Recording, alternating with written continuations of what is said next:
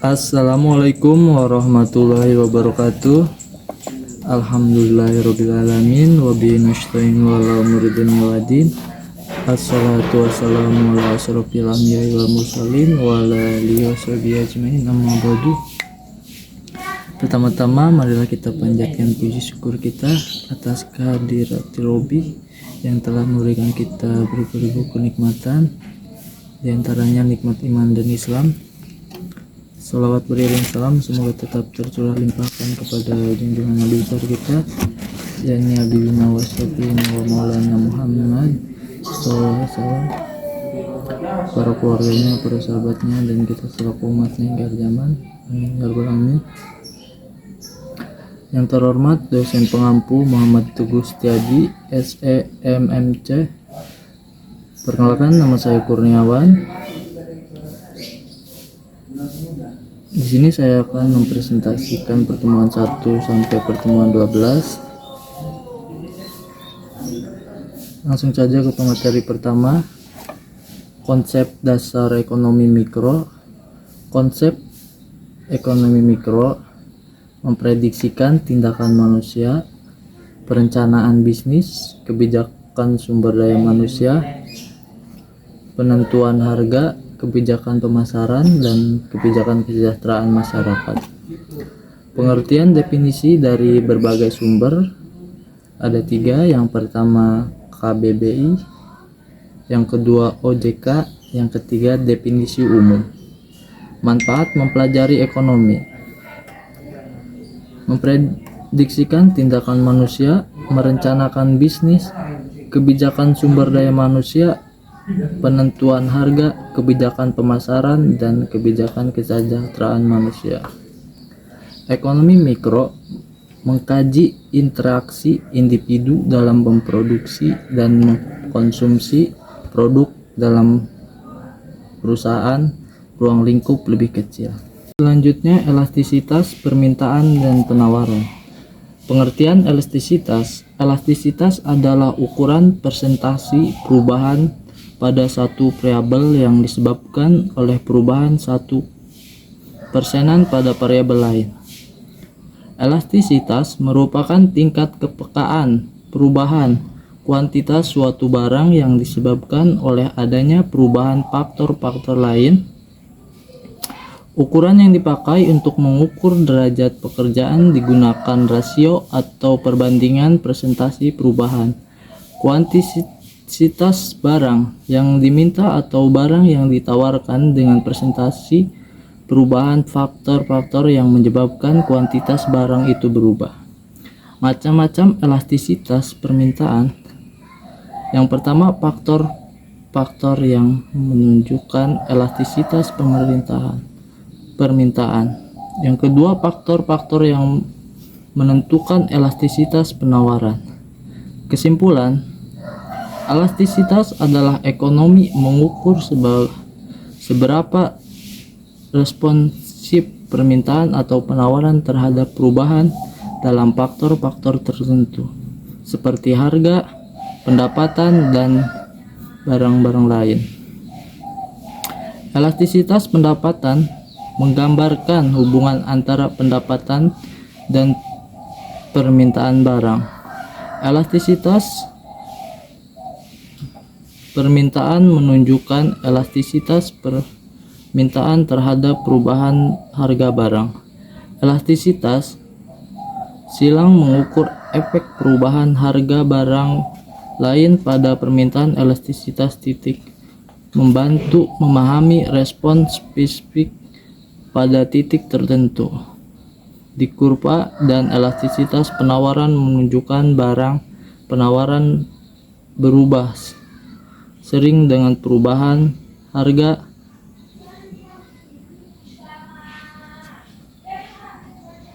Pemahaman tentang elastisitas penting untuk pengambilan keputusan ekonomi yang efektif.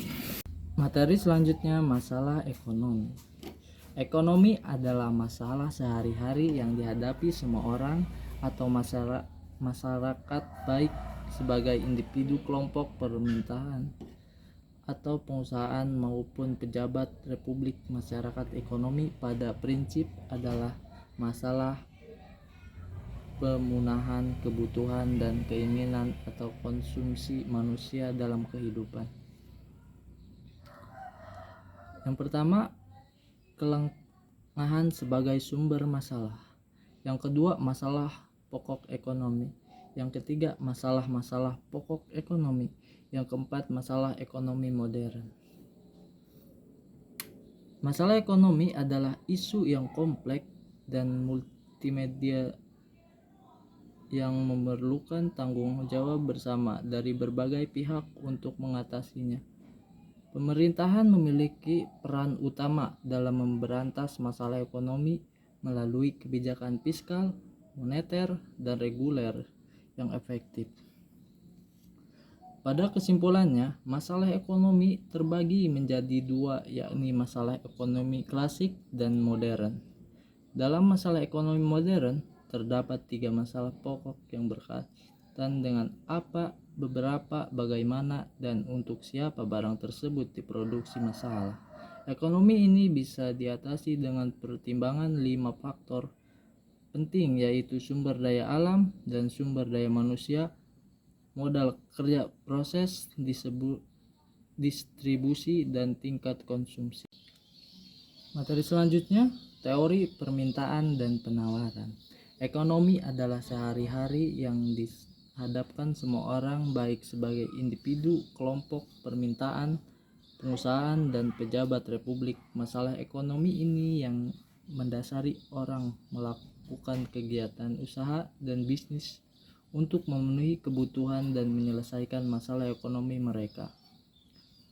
Kalangan sebagai sumber masalah sehingga mengakibatkan kebutuhan manusia tidak bercukup.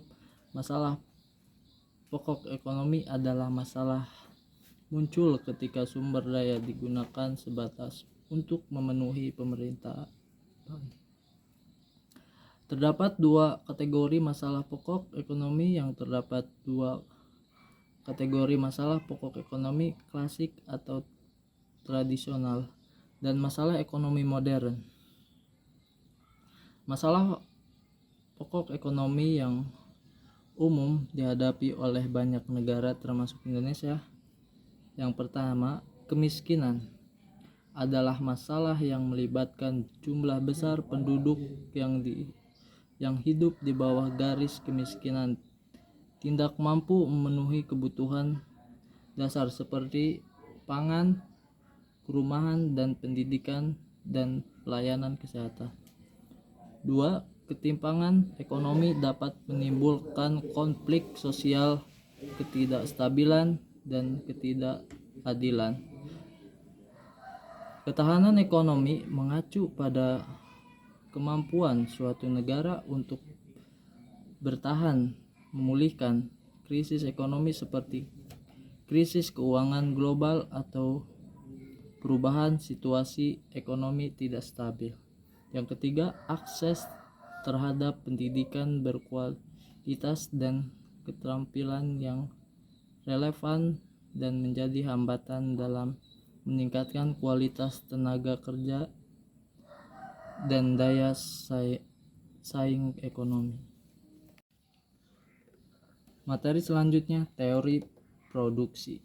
Teori berproduksi adalah salah satu konsep dasar dalam ilmu ekonomi yang menjelaskan bagaimana suatu perusahaan menggunakan sumber daya atau input untuk menghasilkan output atau produk. Teori ini sangat penting karena membantu perusahaan dalam menentukan kombinasi input yang optimal untuk memaksimalkan keuntungan. Bentuk-bentuk perusahaan perorangan. Pengertian perusahaan perorangan. Perusahaan perorangan adalah bentuk usaha yang dimiliki, dikelola, dan diajarkan oleh satu orang dalam jenis utama ini. Pemilik memiliki kendali penuh atas seluruh operasi di bisnis pengambilan keputusan, serta bertanggung jawab atas keuntungan dan kerugian yang dihasilkan. Ada beberapa. Yang pertama, karakteristik perusahaan seorangan. Yang kedua, kelebihan perusahaan perorangan. Yang ketiga, kekurangan perusahaan perorangan. Yang keempat, perusahaan ditinjau dari sudut teori ekonomi. Yang kelima, teori produk dalam ilmu ekonomi. Yang keenam, faktor-faktor produksi. Yang ketujuh, konsep dari suatu fungsi produksi. Dan yang kedelapan, konsep dari suatu fungsi produksi. Materi selanjutnya, tingkah laku perilaku konsumen. Perilaku konsumen adalah proses yang dilakukan oleh seorang organisasi dalam mencari, membeli, menggunakan, mengevaluasi, dan membuang produksi atau jasa. Setelah dikonsumsi untuk memenuhi kebutuhannya, perilaku konsumen akan setelah pembelian. Pada tahap sebelum pembelian, konsumen akan melakukan pencarian informasi yang terkait produksi dan jasa. Faktor yang mengaruhi perilaku konsumen ada 4. Yang pertama, faktor sosial. Yang kedua, faktor marketing strategi. Yang ketiga, faktor psikologis. Dan yang keempat, faktor pribadi. Materi selanjutnya, struktur pasar. Struktur pasar merupakan konsep fundamental dalam ilmu ekonomi yang menggambarkan kondisi dan karakteristikas pasar tertentu. Pemahaman tentang struktur pasar sangat penting dalam memahami perilaku pasar seperti produsen dan konsumen, serta bagaimana mereka berinteraksi dalam menunjukkan harga dan kuantitas barang atau jasa yang diperdagangkan.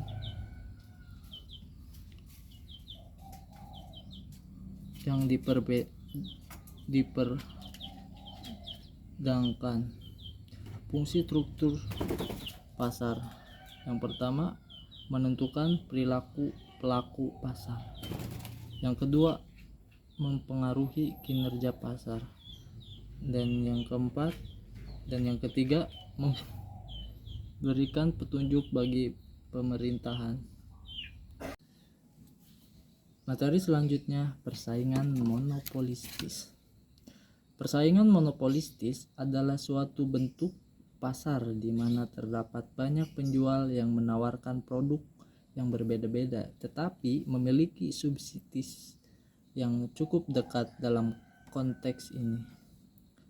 Tetapi perusahaan berusaha untuk membedakan produk dari produk pesaing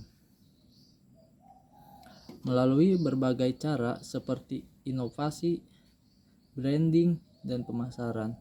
Meskipun perusahaan ini tidak memiliki kekuasaan pasar yang absolut, mereka tetap dapat mempengaruhi harga produk mereka melalui strategi definisi. Hal ini menciptakan situasi di mana konsumen memiliki banyak pilihan, tetapi juga membuat perusahaan harus terus berinovasi untuk mempertahankan pangsa pasar mereka. Ciri-ciri persaingan monopolistis ada 4. Yang pertama, banyak menjual di pasar. Yang kedua, produk mirip tetapi berbeda. Yang ketiga, kekuatan pasar untuk mempengaruhi harga. Yang keempat, mobilitas sumber daya yang mudah. Materi selanjutnya, pasar bebas dan kebijakan pemerintah.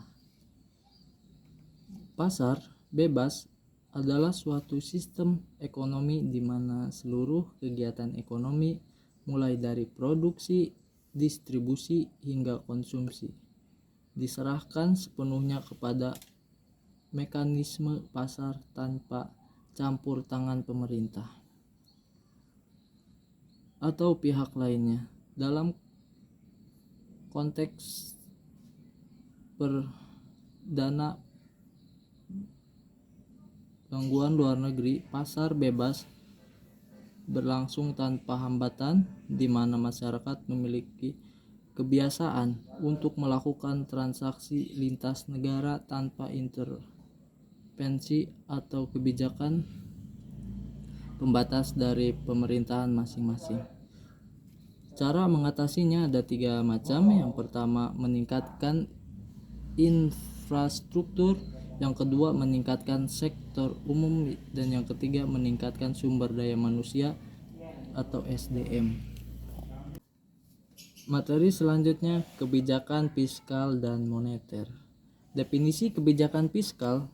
Kebijakan fiskal dapat didefinisikan sebagai kebijakan ekonomi yang dilakukan pemerintah melalui pengaturan, penerimaan, dan pengeluaran negara. Kebijakan ini melibatkan manipulasi anggaran pemerintahan, baik dari sisi pendapatan, terutama pajak, maupun belanja negara, untuk mencapai tujuan-tujuan ekonomi tertentu.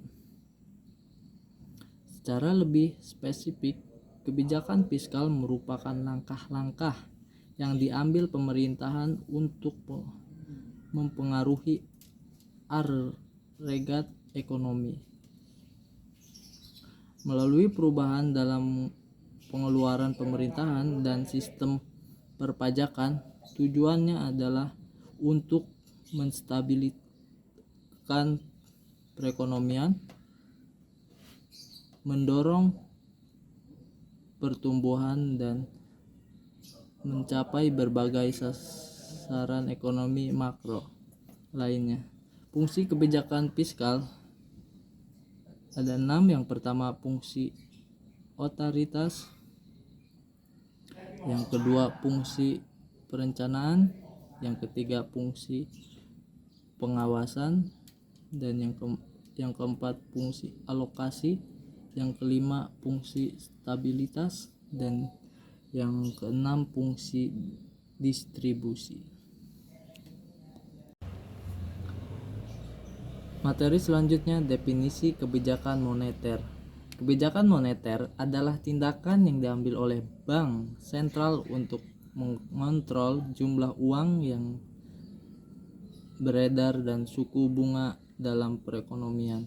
Tujuannya adalah mencapai stabilitas ekonomi, termasuk menjaga inflasi, mengatur tingkat pengangguran, dan memastikan keseimbangan neraca pembayaran. Kebijakan ini dapat menetapkan suku bunga dan pengaturan cadangan wajib bank. Dengan demikian, kebijakan moneter berperan penting dalam mempengaruhi aktivitas ekonomi dan stabilitas keuangan suatu negara. Tujuan kebijakan moneter ada 5. Yang pertama, stabilitas ekonomi. Yang kedua, kesempatan kerja. Yang ketiga, kestabilan harga. Yang keempat, neraca pembayaran internasional. Dan yang kelima, menjaga stabilitas dan pertumbuhan ekonomi. Materi selanjutnya, ekonomi terbuka.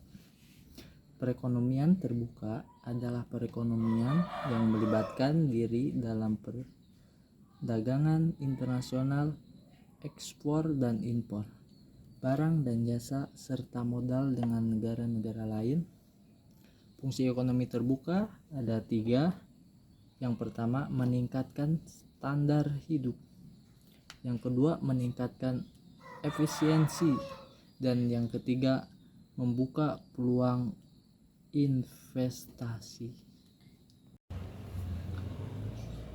Materi selanjutnya, definisi kebijakan moneter. Kebijakan moneter adalah tindakan yang diambil oleh bank sentral untuk mengontrol jumlah uang yang beredar dan suku bunga dalam perekonomian. Tujuannya adalah mencapai stabilitas ekonomi, termasuk menjaga inflasi, mengatur tingkat pengangguran, dan memastikan keseimbangan neraca pembayaran. Kebijakan ini dapat menetapkan suku bunga dan pengaturan cadangan wajib bank. Dengan demikian, kebijakan moneter berperan penting dalam mempengaruhi aktivitas ekonomi dan stabilitas keuangan suatu negara. Tujuan kebijakan moneter ada 5. Yang pertama, stabilitas ekonomi. Yang kedua, kesempatan kerja. Yang ketiga, kestabilan harga. Yang keempat, neraca pembayaran internasional. Dan yang kelima, menjaga stabilitas dan pertumbuhan ekonomi. Mungkin itu saja presentasi dari saya, kurang lebihnya mohon maaf. Bila ada kata-kata salah, mohon dimaafkan. Wabillahi taufiq wal hidayah. Wassalamualaikum warahmatullahi wabarakatuh.